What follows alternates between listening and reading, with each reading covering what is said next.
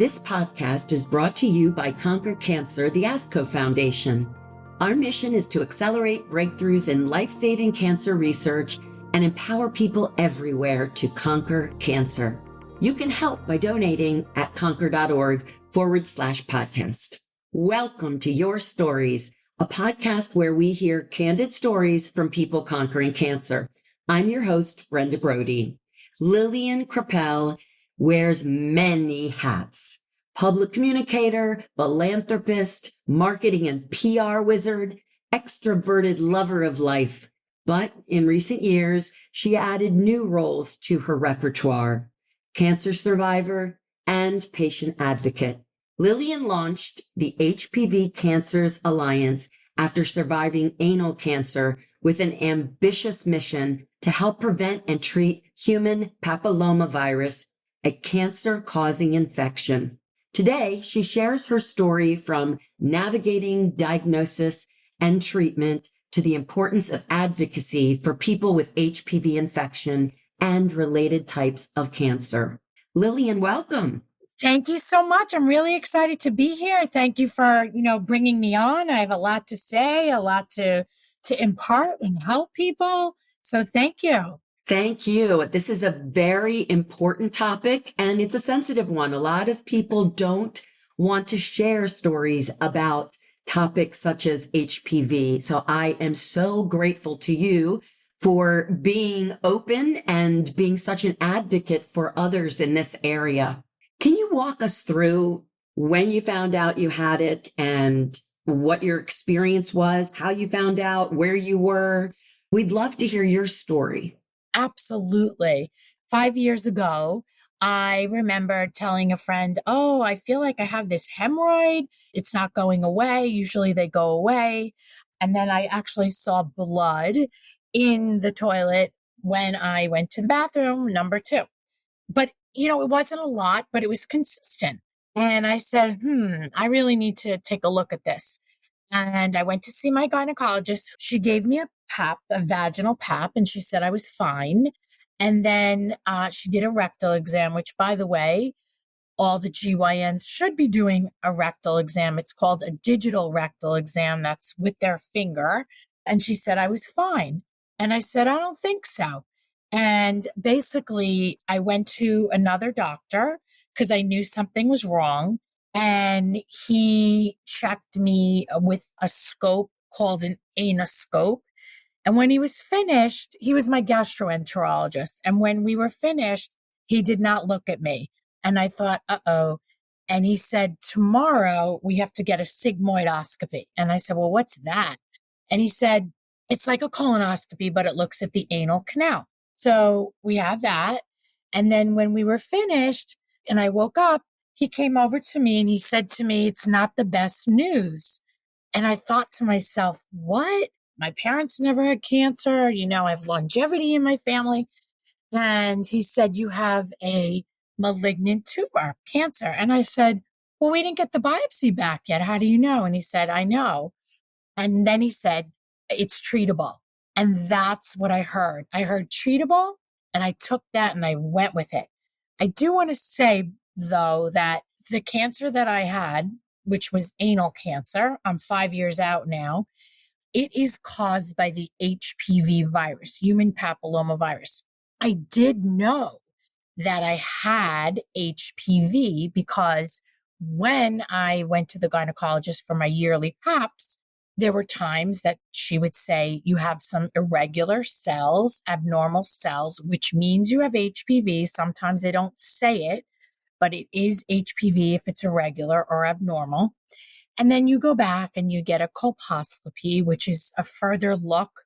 They look at the cells under the microscope in a lab. And most of the times you're good. And then that's it. And you go home and you may come back in 6 months and that's it. And you're good to go. Or you think you're good to go. Sometimes they even do like a laser and they laser off the bad cells. And what I want to get out there is, number one, that when you go to the gynecologist, you should absolutely be getting the HPV test. It's called a co-test. It is in addition to the pap. And if the doctor's telling you you have abnormal cells, they really should be telling you it's HPV. And you just need to know that this is a virus that can cause cancer. I had no clue. It was so many years since I had an abnormal pap. And you also should make sure that your doctor, your GYN, is doing a full pelvic exam, which includes a digital with their finger rectal exam. Now, mine did the digital rectal and didn't catch it. So when I asked my gastro doctor, what did you do that my GYN didn't do? And he said, I palpated. So in addition to the scope and checking digitally, he used his fingertips and he felt a hardening that should not have been there. And I did go back to my gynecologist and I was careful when I said to her, hey, this was missed. I didn't say you missed it, although she did. And she should not have missed it. I said, this was missed and I have stage 2 anal cancer. And her answer was, it's not my area. And I was very disappointed with that. And then I came to find out that that's the quote unquote norm. Very interesting. And I'm sorry to hear she said that. That must have been very difficult for you to hear her reaction like that. But I've heard of HPV. Can you tell us more about what cancers HPV can cause and how we might get them? Absolutely. So HPV is a virus. It is the most pervasive virus out there. Pretty much, we all have it. If your immune system is down for whatever reason, stress, or for whatever reason, your cells can activate. The HPV can cause cancer. There's over 200 strains of HPV. However, there's just a few that cause cancer. There's 6 cancers that HPV causes. Everybody knows about cervical, but there is anal, there's oral pharyngeal, like Michael Douglas and Stanley Tucci just had treatment. There is penile, and there is vaginal and vulvar. Now, as far as women getting anal cancer, I can tell you when I was going through treatment, I think I already knew this, but I learned more about Farrah Fawcett. She died of anal cancer. If you look up her obituary, it just says cancer. It didn't say anal. A friend of mine teaches fitness, international fitness instructor, very well known. She just died of vaginal cancer at 57. And we can talk about this when you're ready, but there's a whole stigma attached. But to answer your question, Farrah Fawcett died of anal cancer. Marsha Cross, the actress, who is my partner, had the same cancer as me, stage 2 anal cancer. How do we get it? So first of all, HPV is a very sneaky virus. And what happens is you can get it when you kiss. You can get it from an open mouth kiss. Chances are you got it when you were much younger. And what happens is it goes to in your epidermis. It's a skin to skin virus and it stays there. It burrows and it's sneaky. And then it stays there for decades and can come out later on in life when your immune system is not optimal. Thank you for all that information. There's so much knowledge for us in everything that you just shared about HPV and the different cancers that you can get and how you can get it. But there's one thing that I feel we hear from everyone, including breast cancer survivors: know your body. Be aware of your body. So many people feel things and experience things and let them go and don't trust their gut instinct and go to doctors and get it checked out. So I think that's a really important thing to share. I hear it almost every episode that with them when I'm interviewing folks. So thank you for that. What was your treatment regime? My treatment was a specific protocol called the NIGRO protocol. And unfortunately, it hasn't changed in 30 years. So there needs to be updates on that. But my treatment was chemo radiation. So I had 6 weeks of radiation, 5 days a week, 2 days off, and at the same time, oral chemo. You don't do surgery in that area because it's too close to the sphincter muscle. Interesting. Yeah, that's tough. Chemo is really hard. I had 5 months of it. So I was in the infusion room today getting a Prolia shot because since chemo, I have osteoporosis. And so I still go every 6 months and get Prolia shots. But yeah, it's such a difficult regiment going through chemo. So, and radiation. I didn't have radiation, but I hear radiation is really difficult, and especially in that sensitive area. I feel for you. Must have been really, really hard. So the chemo that I had was was a pill. And I have to say, I never got sick or nauseous once, ever. That's terrific. Every Friday, my doctor would check my bloods and he said, "You're strong." And I said, "How am I strong?" And I ended up with this cancer. And he's like, "You know what? Bad luck." But the chemo, no issue. The radiation, it's cumulative. So in the beginning, you don't feel anything. But then when you get to like the third week or 3.5 weeks, then especially like you said, in that area, it's so sensitive. I was burned. It was painful toward the end. So much so that I had to be on painkillers. That's tough. That's really tough. Yeah. Can you share about the research that has been done that you're aware of, and what ways did cancer research inform the course of care that you were given? And has it changed in 5 years? I would say, as far as the research, I know now in the case of oropharyngeal HPV-related cancer, I know that they're working on doing less radiation because it's so damaging and they're scarring and so on. There's also immunotherapy, which is big now for anal cancer patients. So they're definitely working on things. I think one of the things that I'm trying to get out there, I'd love to have the guidelines change so that an anal pap is included for high risk HPV people, because, by the way, when you get a colonoscopy, the camera bypasses the anal canal. So you can't pick up anal cancer. And also you don't get colonoscopies till you're 45. Bottom line is nobody owns this area. Nobody owns it. Is it the GYN? Is it the gastro? So did I answer your question? You absolutely did. Thank you. I mean, without research, none of us would be here. So that is why I am so committed to ASCO and to Conquer Cancer, because I truly believe without research, you and I wouldn't be having this conversation today. So it's great to hear that slowly in the anal cancer arena, that more and more research is being looked at, and hopefully more will be funded in the future to help others, so we aren't seeing people die from it. But something I wanted to talk to you about, which you inspire me, something that I think is so important, and why I started using my voice after cancer, was because people like you who had an illness and wanted to use your voice and your connections, which, being in PR and marketing and advertising and having that wonderful energy that you have, you've created an organization.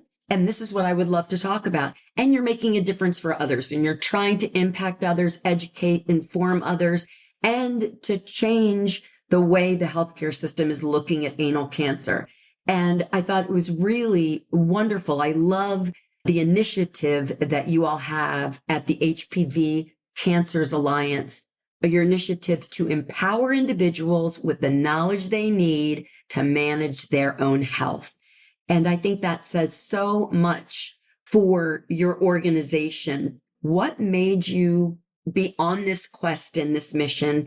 And how did you quit your job and start this organization? Thank you so much. It's so nice of you. I'm enjoying speaking with you. It's so nice. Back at you. Okay. So first of all, what got me was one day I was at the hospital and there was a woman that was crying, and older lady. She must have been like in her 70s. And I said, "What's going on?" And she started crying. She said, "I have anal cancer and I'm the only one that has it here, blah, blah, blah." We were waiting for treatment. And I said, "No, no, no." I said, "Come on." I said, "I have it too." I said, "We're going to be okay. This is the best of the worst. We're going to be fine. We're good. Don't worry." And she said to me, "No, no, I'm stage 4. And, when you get to stage 3 and 4, then it metastasizes. It goes to the liver and all kinds of stuff like FARA." So then I felt really bad. And I thought, The average person has no idea what HPV is. They don't know that there's a vaccine for it. They don't even know if their kids got it. Some of them don't. They don't know that it can cause cancer and the types of cancers it causes. They don't know that they're actually walking around with it. So I thought, wow, this is a perfect time to get going with this, because the word virus, it was actually before the pandemic, but it's the most common pervasive virus and everybody needs to know about it because we can save lives. I mean, this is very preventable and treatable. So you just need to know about it. And why don't we know about it? And I know, like, for colonoscopies, they changed the age, they lowered the age to 45 from 50. And I received 2 postcards in the mail to get a colonoscopy. And I thought, oh, I wish we could do that for HPV and make it a household name. And then as far as getting my board together, I started with a few doctors that I knew. And then I just went to other referrals and Marsha Cross, and I went after her. There was a post of her on social media saying, oh, I just finished my cancer treatment. And then the next day it said, oh yeah, it was anal cancer. I know, right? And I thought, I got to talk to her. Turns out a friend of mine grew up in the same town as she did. I sent an email to my friend. My friend sent it to Marsha's sister. Marsha's sister sent it to Marsha, and then Marsha called me, and that's how that happened. And she's been incredible and very sweet and kind and wants to help people too. Well, you are the ultimate connector, and I am so impressed. And we need more people like you in the cancer community, in all cancers, helping rally people to educate and inform. And I have a question for you. If there were 3 key things that your organization could do to impact, what would they be? I know you've mentioned at least 1 or 2, but if you had 3 key things that your organization could impact in the next few years, what would they be? So one would be that, and we're trying to work on this, every single gynecologist knows about HPV. They know about doing a full pelvic exam, which would include a full anal exam. So that would be one, because that would be the first step in diagnosing there's something there. So they need to know how to do it correctly. So that would be number 1. Number 2 would be the stigma. We need to get rid of the stigma about HPV because you didn't do anything wrong to get HPV. Again, it's a skin-to-skin virus. You could have had open mouth kissing. You could touch a part of your body and then touch another part and get it. I'd like to somehow turn that around and make HPV a household name and not something to be embarrassed about, and the cancers not to be embarrassed about it, because we all have a booty and we all use it. So I'd rather talk about it and know about it and live. You know, I know people that won't get exams because they're embarrassed, that's a whole other story. So that would be the second thing. The third thing would be that anal cancer, for example, it's considered a rare cancer. However, it's on the rise. So what I would love is if there was money allocated to teaching these doctors how to do a proper anal exam where they palpate like my gynecologist did and they really find it. Because again, my gynecologist didn't find it and she should have, because anal cancer, believe it or not, is very different from rectal cancer. They're 2 different things. Rectal is higher up. Anus is lower. That's why you can't do surgery on the anus, but you can do it in rectal. She should have technically caught it.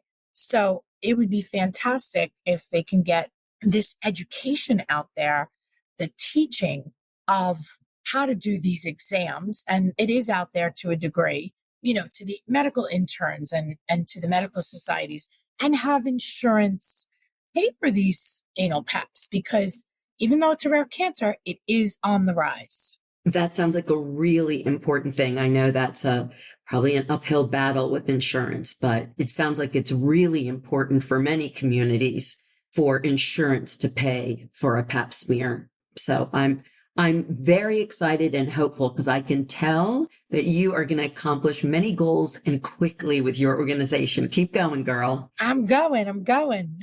So can you tell me a little bit more about the power of your community, your friends, your supporters that helped you while you were conquering cancer? I know it's so important for people not to do it alone. Tell us about your experience and your community that helped you. Yes. So what happened was when the doctor told me that day, you have this stage 2, when I finally got the biopsy and he said, it's treatable, literally looked at my watch and said, let's go. I want to just get it out of me. Let's go. I want to start today. Well, obviously you can't start today. You have to take all kinds of tests and so on and so forth. And you have to get a mold to be placed in so the radiation people know how to move you and so on and so forth. But what I did was I went and I mobilized, I made a calendar, and because I knew it was going to be 30 days, 6 weeks times 5, 28 to 30 days. I made a calendar. I sent it to my friends and I said, fill it in what day you want to come with me for treatment. Now, I could have gone by myself because I'm walking distance from there and I could walk, no problem. But when I was with my friends, I felt like it normalized me because yesterday I was normal. I'm just somebody else walking around New York City. And now I'm in this waiting room in a cancer hospital with all these other cancer patients. What am I doing here? It was just surreal. So by having my friends there, it normalized things. And I would show them the room that I'm in and so on. And it's so funny because down the road, I had a party to thank all the doctors and nurses. And my doctor said, we didn't understand. Why is this woman so happy? She's trotting around showing people her room, her radiation room. We were like, does she know she has cancer? But I was super positive. Unfortunately, my dad wasn't around. He was, no longer here, which is sad. And then my mom had dementia, so I really couldn't involve them.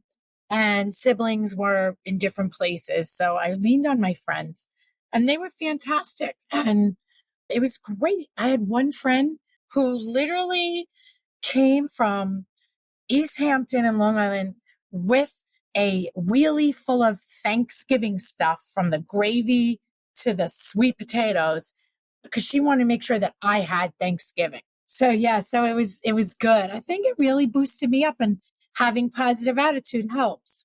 Yes, going through it myself, if I didn't have my friends and my family around me, and it's amazing. There's so many parallels with us.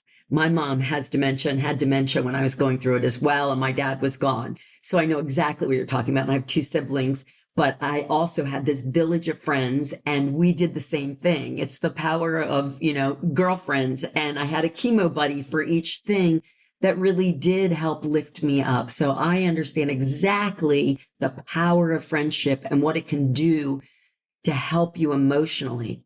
It's been 5 years now. How are you doing? Do you worry it's going to come back?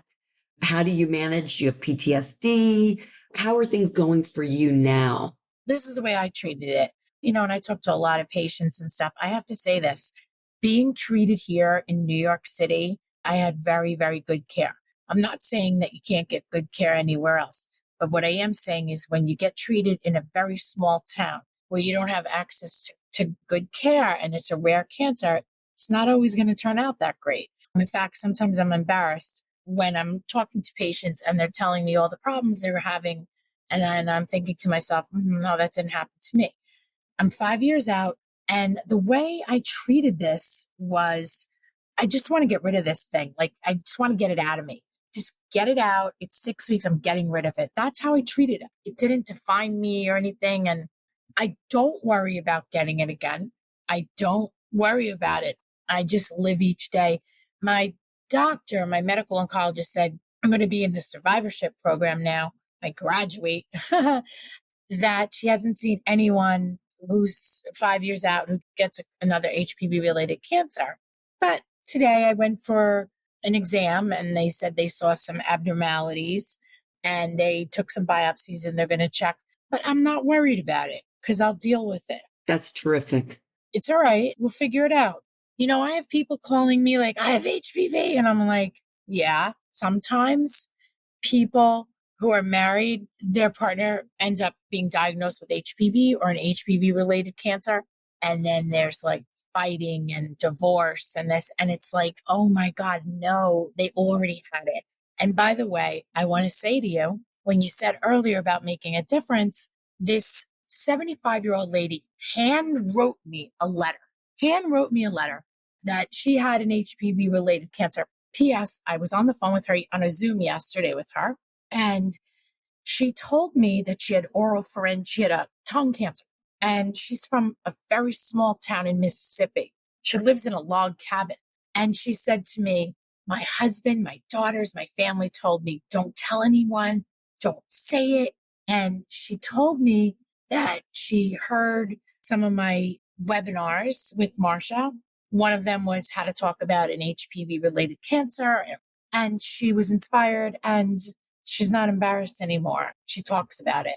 So that really made a difference. What an empowering story that you had someone that heard a webcast and reached out to you from a very small town. Because access is something that is talked about a lot, and it's a big challenge globally.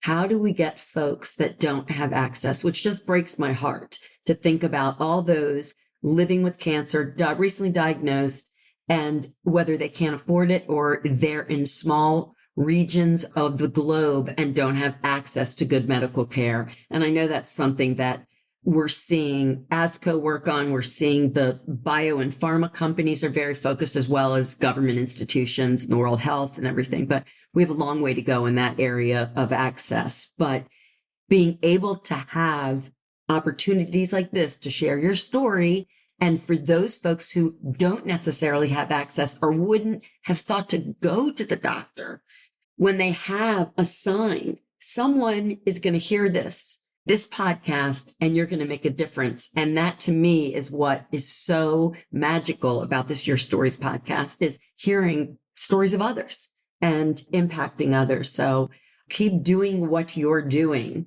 Thank you, Brenda.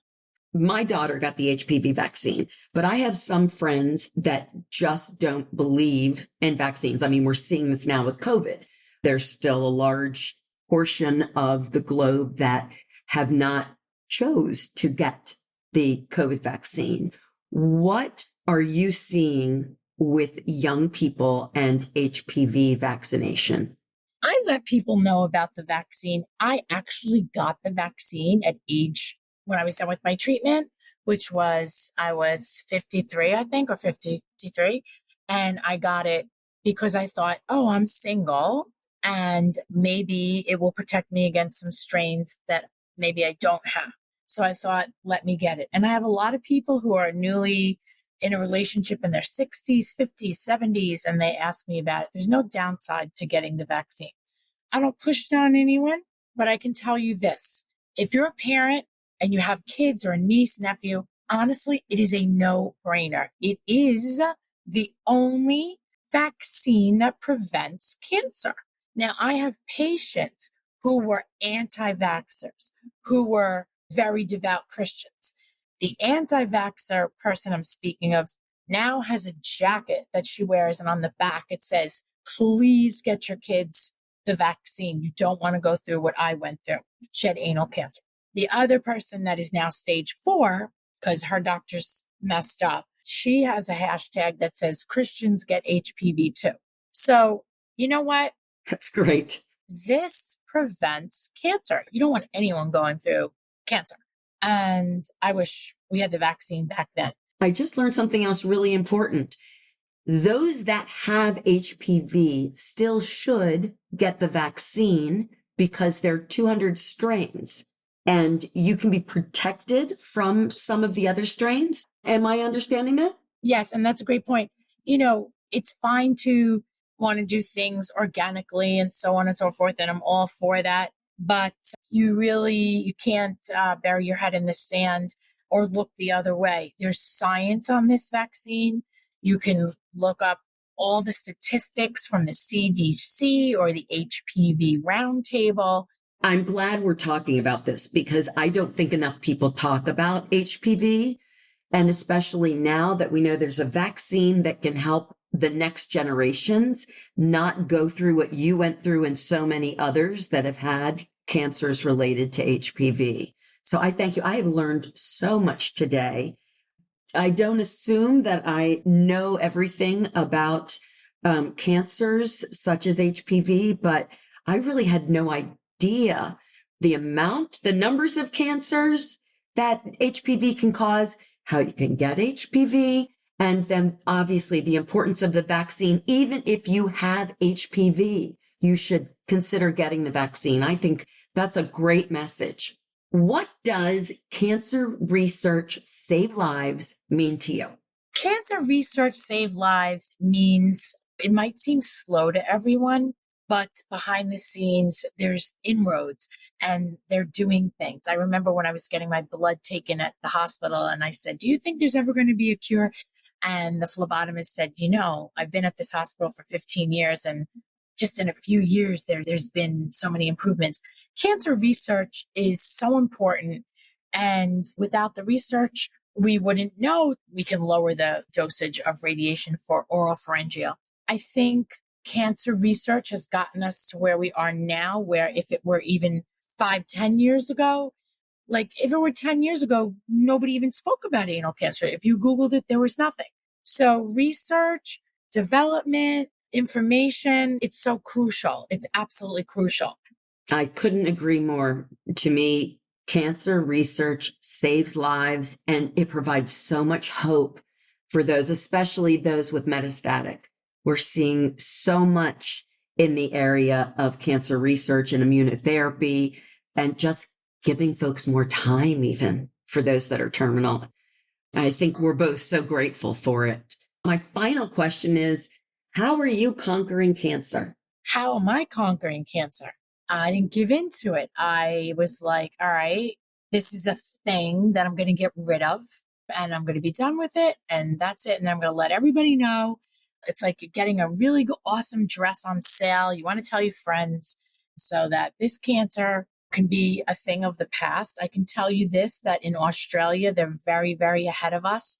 The HPV vaccine is mandated there. And they, I think, have a goal by 2030 or 2040 to eradicate HPV. So my thing is how I'm conquering it is education, education, education, get the word out. Together, we're stronger. I work with a ton of mission partners, organizations that they created their organizations by personally being affected by an HPV-related cancer. They might not have an actress on there or the board that I have, but they've created it and we're all mission partners because we're not in competition. I feel together we're stronger. Together we are stronger. Yeah, together we're stronger. And that's why HPV, we're coming for you. That's great. Well, keep it coming, Lillian. Thank you for all you do. Thanks for sharing your story. Thank you for creating this extraordinary organization that's going to help so many in the future. I can't wait to see and continue to watch what you do in that world. Thank you for listening to this podcast brought to you by Conquer Cancer, the ASCO Foundation. For doctor-approved patient information, please visit cancer.net, which is supported in part by Conquer Cancer donors. Conquer Cancer is creating a world where cancer is prevented or cured and every survivor is healthy. You can help by donating now at conquer.org/podcast. The participants of this podcast report no conflicts of interest relevant to this podcast. Full disclosures can be found on the episode page on conquer.org. The purpose of this podcast is to educate and to inform. This is not a substitute for professional medical care and is not intended for use in the diagnosis or treatment of individual conditions. Guests on this podcast express their own opinions, experience, and conclusions. Guest statements on the podcast do not express the opinions of ASCO. The mention of any product, service, organization, activity, or therapy should not be construed as an ASCO endorsement.